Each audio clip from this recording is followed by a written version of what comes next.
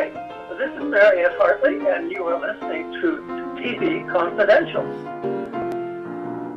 Ed Robertson welcoming you to this week's edition of TV Confidential, radio talk show about television that will talk about the life and career of Barry Morse.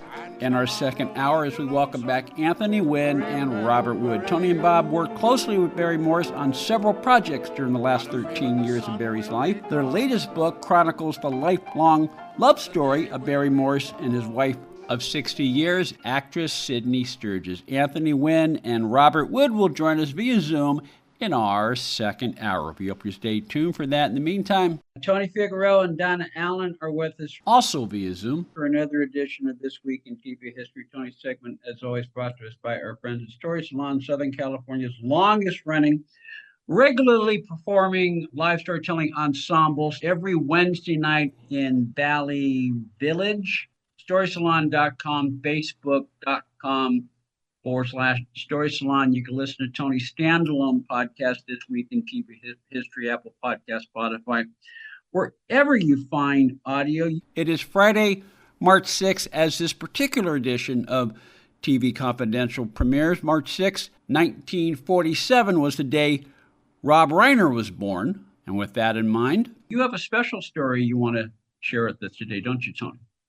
Yeah, because, like so many of us in Hollywood, we have day jobs.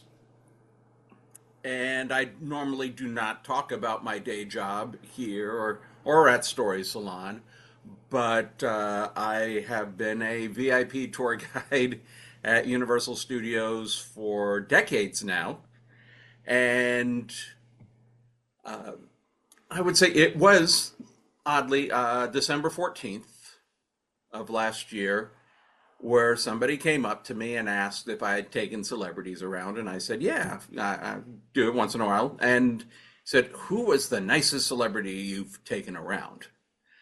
And I needed to get back to him, because I've had the fortune of taking a lot of celebrities around and having really nice experiences, one-on-one experiences with them. And again, December 14th, later that day, we found out what happened at Rob Reiner's house. And I started reminiscing about the day I spent with Rob Reiner. And it was in the 90s, so we are talking around 3 decades ago. And Rob Reiner, his 3 kids, his wife, and some grown-up friends came to do the full VIP experience. And this was when Rob Reiner was very, very passionate about early childhood education. So he was, this was his thing, and this was his non-entertainment focus. He was in the news a lot. He made jokes of the fact that a lot of times the media would report Meathead's mission. Everything was Meathead. And he had even said, if I win the Nobel Prize, the headline will be Meathead wins the Nobel Prize. So he made his peace with Meathead. But he came to the park when he and his group came. They were talking about early childhood education. That was the main topic. We go into the park and, we're heading to the studio tour to start the day. And someone came up to me, tugged me on my sleeve, and kind of leaned in and asked, "Is that Meathead?" And I said, "Yeah, but today he's dad. He's taking his kids around." And they said, "Okay, no, I get it." And as we kept moving, through, we would hear, "Have fun storming the castle." And that was a constant all day. Somebody would sneak up to me and just ask if that was Meathead, or from a distance shout, "Have fun storming the castle." And he was very cool about that. He would wave to people, shake hands with people. We get to the studio tour, and he's been there. He knew the place. A lot of his friends were not familiar with the Universal backlot. And we get to a section called Little Europe. Now, Little Europe is... This area is almost 100 years old now. It's where we did all the great monster movies of the 1930s. That's where Universal did, its first Oscar-winning movie, All Quiet on the Western Front. Much later, especially for TV fans, that was The Good Place, and in the show The Good Place with Kristen Bell and Ted Danson. But he immediately recognized it because that was Pamplona, Spain, in the movie City Slickers with Billy Crystal, Bruno Kirby, Daniel Stern. His company, Castle Rock, produced that movie. And so he lit up, wait, I know this place, I know this place. He said, yeah, this is where we did the Running of the Bulls in City Slickers. And we talked a little bit about that. We later would go to a street called Colonial Street. So if you're familiar with the tour, in the old days, this was, where the Munsters and Leave It to Beaver shot, later Desperate Housewives. Still a very well-used street today. But we passed a house, for Desperate Housewives fans, it's Lynette's house. But also for Doris Day fans, it's the home from The Thrill of It All, which she did with James Garner. I believe you're familiar with his work. And I think his dad wrote the screenplay for that. Yes, that was it. Carl Reiner wrote the screenplay. If you go on YouTube, there's also some promotional material that prominently features Carl Reiner. And so, again, he lights up. He's like, wait, this house, I know this house. This is the house from The Thrill of It All. And he looks to his kids, and he goes, kids, my dad, Grandpa wrote a movie that took place in that house. And he's, just beaming. And he looks at me and asks, did you know about that? And I said, yeah, your dad worked on The Thrill of It All when he was on hiatus from the Dick Van Dyke Show. And he goes, nope. Yes, you're right. He was on hiatus from the. It was, and it was like, that was really cool. And coincidentally, I got to meet Carl Reiner, I think maybe a couple of months before. But anyway, we're thrilled with that. We go into the park. We're doing rides. His kids were tall enough to do all the rides that were available at the time, but they were still rather small. And it was time for lunch, and I set up a spot where we would rendezvous after lunch. And he said, no, you're joining us for lunch. And I said, no, I'm sorry, there's a company policy, we don't eat with the guests. And he goes, I'm very good friends with some highly placed people with the studio. You're having lunch with us. And it was that smile that you would probably recognize, with the he had the beard and the mustache, but that's very recognized smile. And of course we're having lunch again. He's talking about early childhood education. He was talking more about that than anything show busy. But he did talk about some projects that he had been working on. We talked a little bit about Carol O'Connor. And then we're back in the park. We're doing more rides. We do the Back to the Future ride, which was my favorite ride in the park. And afterwards, the kids wanted to go into the gift shop. And the Back to the Future ride had a gift shop called the Time Traveler's Depot. And it had a lot of Back to the Future merchandise, coffee mugs, t-shirts, sweatshirts, a lot of really cool looking wristwatches that were, little pieces of art. And the kids are looking around. Rob doesn't want to be hanging around the gift shop. And I said, if you look at the back wall, there's some really cool lava lamps on the wall. And one of the grown-ups in the group goes to me and says, what are you saying, that we're a bunch of old farts, that all we would care about were lava lamps? And I said, wait a second. I'll have you know, I share a birthday with the lava lamp. Rob is fascinated by this bit of trivia. And he said, how would you know that? And I said, well, one day driving to work on my birthday, the DJ on the radio said, if today's your birthday, you share a birthday with Ronald Reagan, Zsa Zsa Gabor, Frank Zappa, and Mike Farrell. And if you were born on February 6, 1965, you share a birthday with the lava lamp.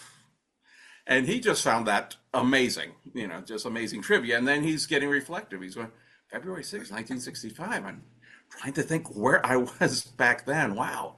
And I go, this was before you were writing for the Smothers Brothers, right? And he goes, oh, yeah, that wouldn't be for a couple more years. One of the grown-ups in the group asked, you wrote for the Smothers Brothers? Didn't know this. And he lights up again, full voice, in a tiny gift shop. And he is going, oh, yeah, man, this was the 60s. And we were against Nixon and against the Vietnam War, and we were smoking pot and dropping acid, full voice in a theme park.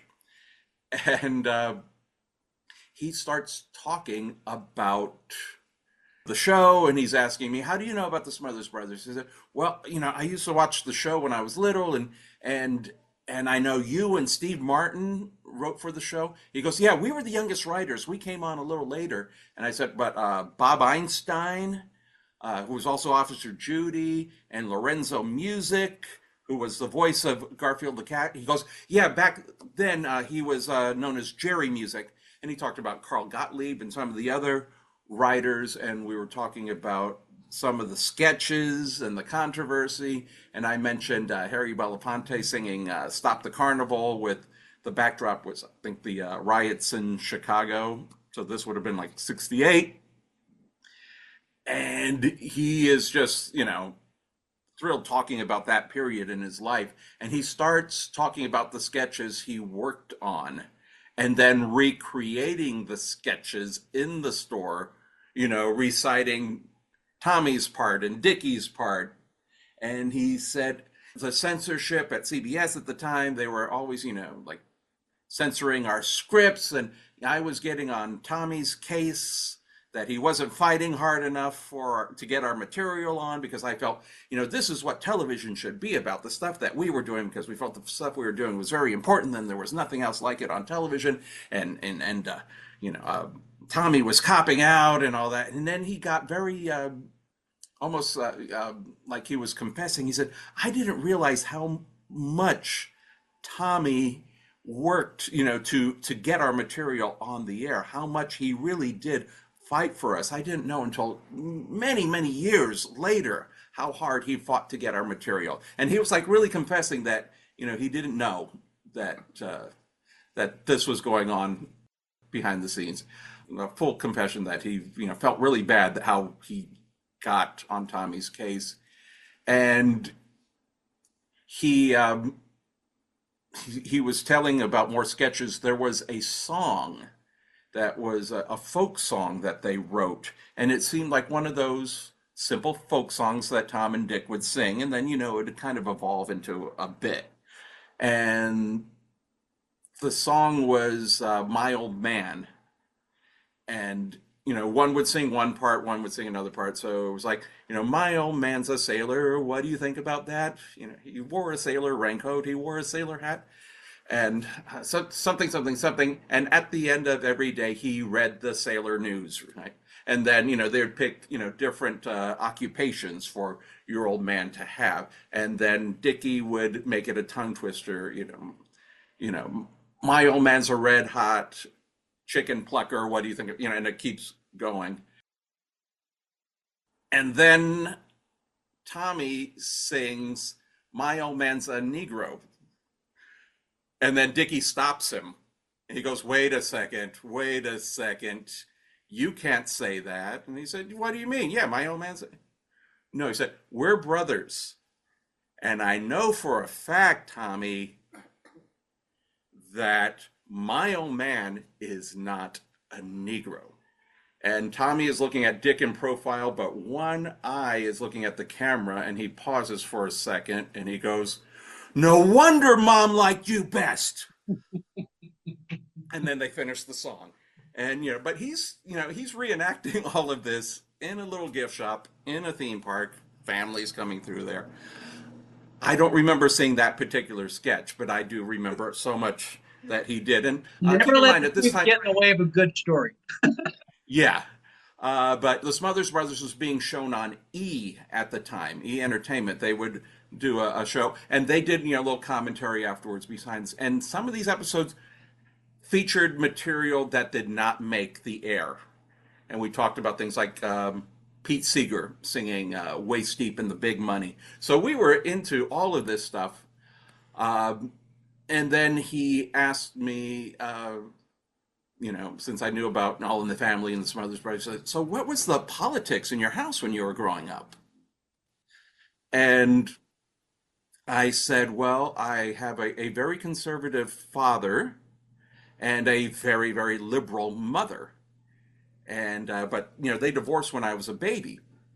So, I would, live with my dad and I'd sometimes live with my mom with other times. And then he smiled and he looked at me and he goes, but the liberal side took, didn't it? It was the liberal side took over. Yeah, your mom's side took, you're a liberal, right? Yeah.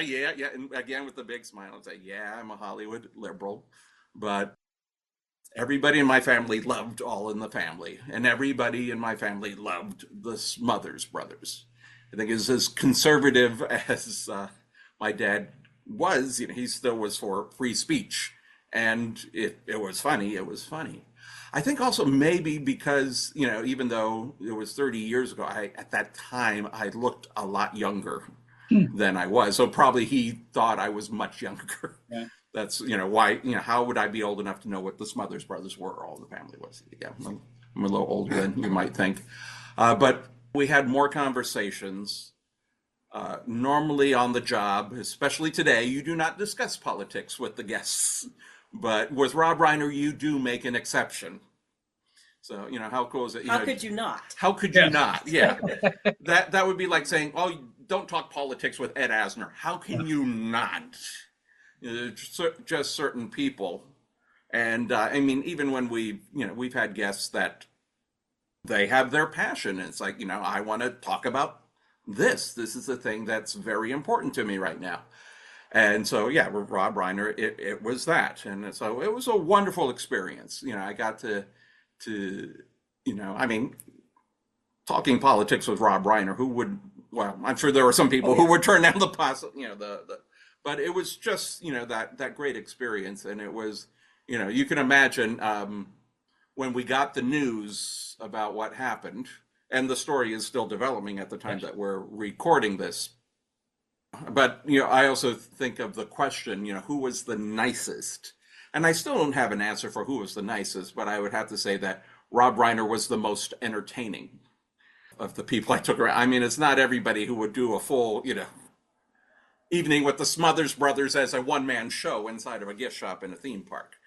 So it's not everybody who would invite a, for lack of a better word, perfect stranger to join him and his family for lunch. Yeah. True, yeah.